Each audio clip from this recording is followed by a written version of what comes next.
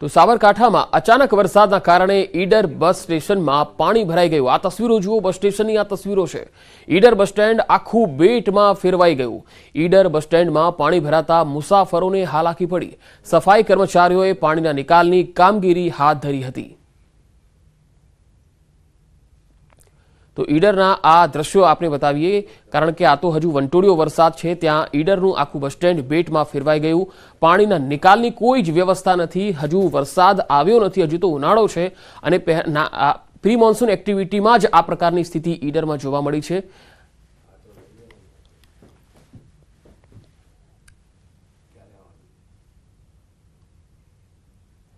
તો પંચમહાલના મોરવા હડફથી તસવીર આવી રહી છે। મોરવા હડફના ખટવા ગામે વરસાદ સાથે કરા પડ્યા હતા। કરાને કારણે ધરતી પર સફેદ ચાદર જેવા દ્રશ્યો જોવા મળ્યા।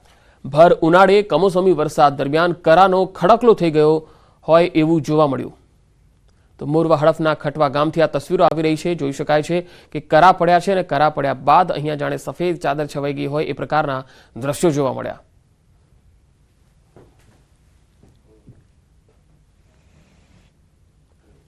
તો સુરેન્દ્રનગરમાં પાટડીના ખારાઘોડા રણમાં પણ ભારે પવન ફૂંકાયો। ધૂળની ડમરીઓ ઉડતા અગરિયાઓને ભારે હાલાકી પડી। રણમાં મીઠું ભરવા માટે ટ્રક અને ટેન્કરના વહન પર પ્રતિબંધ મૂકી દેવામાં આવ્યો। તો પાટડીના ખારાઘોડા રણમાં વરસાદ પડ્યો। આ તસવીરો જોઈ શકાય છે કે વાવાઝોડું ફૂંકાયું હોય એ પ્રકારની તસવીરો છે। ચારે તરફ ધૂળની ડમરી ઉડી રહી છે અને અગરિયાઓ ખૂબ જ પરેશાન થયા। રણમાં મીઠું ભરવા પર હાલ તો ટ્રક ઉપર પ્રતિબંધ મૂકી દેવામાં આવ્યો છે।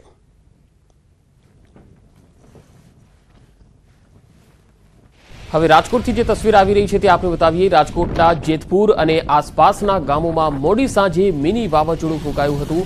ભારે પવન અને વીજળીના કડાકા ભડાકા સાથે વરસાદ થયો હતો। ભારે પવન ફૂંકાતા ધૂળની ડમરીઓ ઉડી। વીરપુર, ખીરસરા સ્ટેશન, વાવડી અને ખજૂરી ગુંદાળામાં વરસાદ શરૂ થઈ ગયો હતો। સાથે ઘણા ગામોમાં વીજળી પણ ગુલ થઈ ગઈ હતી। તો ભાવનગરથી વધુ એક તસવીર આવી રહી છે, જ્યાં ભારે પવન ફૂંકાયો હતો। પીલ ગાર્ડનમાં એક વૃક્ષ ધરાશાયી થઈ ગયું। શહેરના અનેક વિસ્તારોમાં હોર્ડિંગ્સ પડી ગયા। ભારે પવન ફૂંકાતા ભાવનગરમાં ધૂળની ડમરીઓ ઉડી। કેટલીક જગ્યાએ મંડપ પણ ઉડ્યા। કેટલાક વિસ્તારોમાં વીજ પુરવઠો પણ ખોરવાઈ ગયો।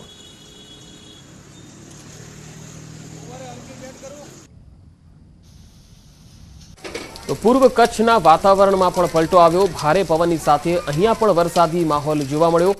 ગાંધીધામ, કંડલા, આદિપુર અને સતાપરમાં વરસાદ પડ્યો। તો કોટડા, ચાંદ્રાણી સહિતના વિસ્તારોમાં વરસાદ થયો। ભારે પવન સાથે કમોસમી વરસાદ પડ્યો, જેના કારણે લોકોને ગરમીથી રાહત મળી હતી।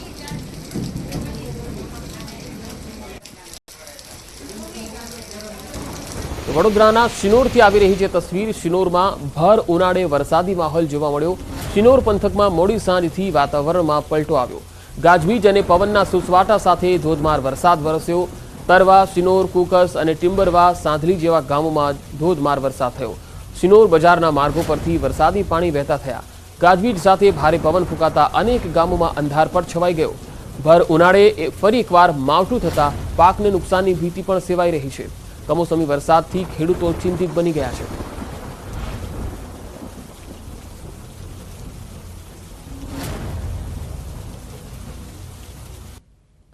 તો મોરબીથી વાંકાનેરથી આ તસવીર આવી રહી છે। આ તસવીરો જુઓ।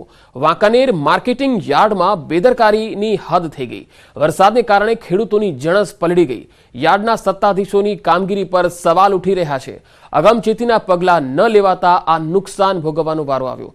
હવામાન વિભાગે અગાઉથી જ આગાહી કરી હતી અને આગાહી છતાં સત્તાધીશોએ પૂરતી દરકાર ન રાખી, જેના પગલે માર્કેટયાર્ડમાં ખુલ્લામાં પડેલી જણસ અને અનાજ પલળી ગયું।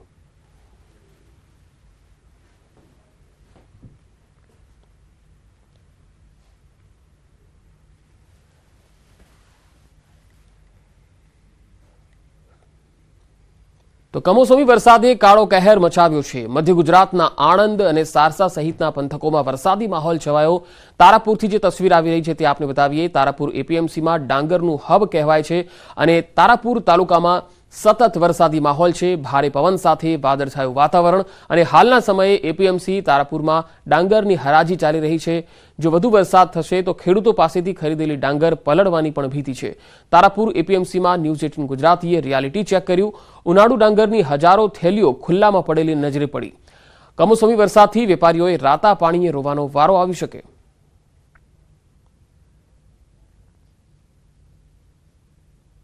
મધ્ય ગુજરાતનો આણંદ જિલ્લો અને એની એપીએમસી તારાપુર ડાંગરનું હબ ગણાતું તારાપુર એપીએમસી, જ્યાં અત્યારે ઉનાળુ ડાંગરની સિઝન ચાલી રહી છે। મારી પાછળ આપ દ્રશ્યમાં બતાવવા માંગીશ કે આ ડાંગરના ઢગલા અત્યારે અહીંયા તારાપુર એપીએમસીમાં છે। હાલ વાતાવરણમાં પલટાને કારણે વરસાદની પરિસ્થિતિ ઊભી થઈ છે કે કદાચ વરસાદ પડે તો ચોક્કસ જોઈ શકાય છે કે તારાપુર એપીએમસીમાં હાલ ડાંગરના ઢગલા છે, તેમજ ડાંગરની ગુણો પણ ખુલ્લી પડેલી છે। અત્યારે જો કહી શકાય ચોક્કસ કે જો વરસાદ પડે તો આ ડાંગર અહીંના વેપારીઓએ ખેડૂતો પાસેથી વેચાણ લીધેલી છે। આપણી સાથે અહીંયા એપીએમસીમાં જે એક ભાઈ છે એમને પૂછીએ કે આ સમગ્ર આ જે ડાંગર જે છે એ અત્યારે અહીંયા તારાપુર એપીએમસીમાં પડી છે, કોની ડાંગર છે અને વરસાદ પડે તો શું સ્થિતિ? તારાપુર એપીએમસી માર્કેટમાં હરાજી પછી વેપારી વર્ગોએ જે ખરીદેલી ડાંગર છે તારાપુર માર્કેટમાં ઠેર ઠેર ગુણો પડેલી છે અને મજૂરો ગરમીના કારણે મળતા ના હોવાથી અચાનક વાતાવરણમાં પલટો થવાના કારણે જો વરસાદ પડે તો વેપારી વર્ગને ખૂબ જ મોટું નુકસાન ભોગવવું પડે એવી પરિસ્થિતિ ઊભી થઈ છે। ખેડૂતોની ડાંગરની શું સ્થિતિ?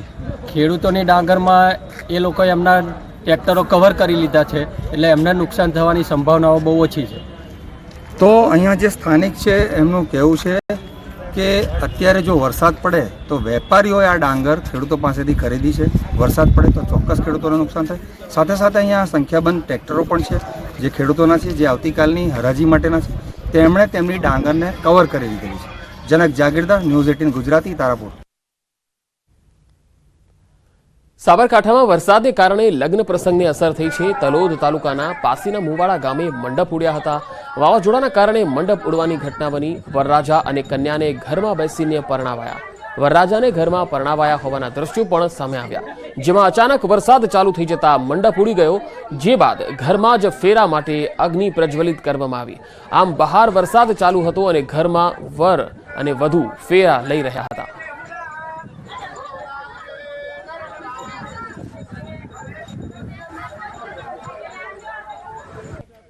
હવે મહેસાણાના દ્રશ્યો પણ આપણે બતાવીએ। અહીંયા પણ વરસાદી માહોલ છવાયો હતો અને અચાનક જ્યારે વાતાવરણમાં પલટો આવ્યો ત્યારે મહેસાણામાં વરસાદ પણ શરૂ થઈ ગયો।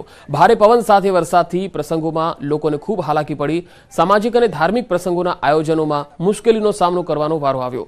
ગાંભુ ગામમાં રણછોડરાય મંદિરના પાટોત્સવમાં વરસાદી વિઘ્ન જોવા મળ્યું। મંડપ ઉડી ન જાય તે માટે લોકોએ જહેમત હાથ ઉઠાવી અને જે મંડપના જે થાંભલા છે એને પકડીને લોકો ઊભા હતા। બીજી તરફ વરસાદને લઈ ખેડૂતોની ચિંતા પણ ખૂબ વધી ગઈ છે।